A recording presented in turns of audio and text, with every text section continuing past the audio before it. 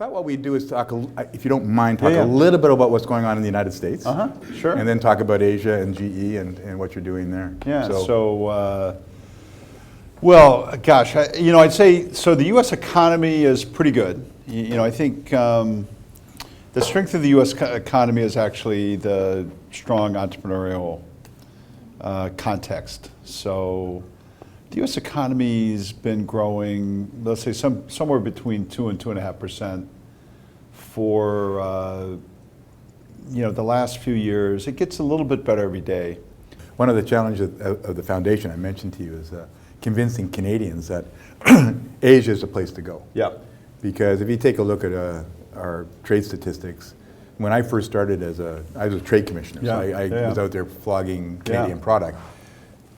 82 I joined was 83% of our exports went to the United States. Now it's 73% of our exports, so we haven't really morphed that much. Trying to convince Canadians that Asia is really where it's at. One of the things when watching some of the stuff on you that you mentioned, which I think is so important, and one of the drivers, we did a strategy for the government called the Building Blocks for Canada-Asia Strategy. One of the drivers is demographics.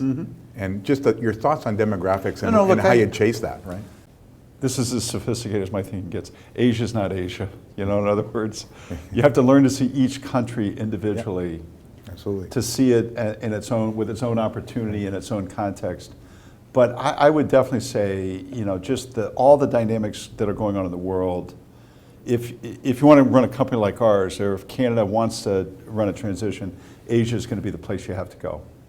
And then I think, to your point, look, the U.S. is great. It's always going to be, it's going to be the world's biggest market. But the extent to which Canada can take this time period of, let's say, more disruptive thinking in the U.S. and use it as a moment to pivot with bilateral relationships, with better immigration policy, this could be an amazing moment in time for Canada, I think. It could be an amazing moment in time because, you think that way. You're good, sophisticated global thinkers. One of the things that I see, and we put in this paper that we sent to the government a year ago, it's making Canada an international talent hub. And from an immigration perspective, huge deal. So I know for GE, that's important for you. Such a great opportunity. So for people my age who are Americans, right? When I travel the world, if I go to, let's say I go see the management team of Saudi Aramco in the kingdom, everybody went to college in the U.S. Everybody went to college in the U.S. They're American football fans. They went to Texas A&M and stuff like that. That is a huge advantage. My competitors are German. Nobody went to college in Germany. So you don't realize how big of an advantage being, having the universities in Canada being the hub of where people want to get to. And you won't feel that for decades.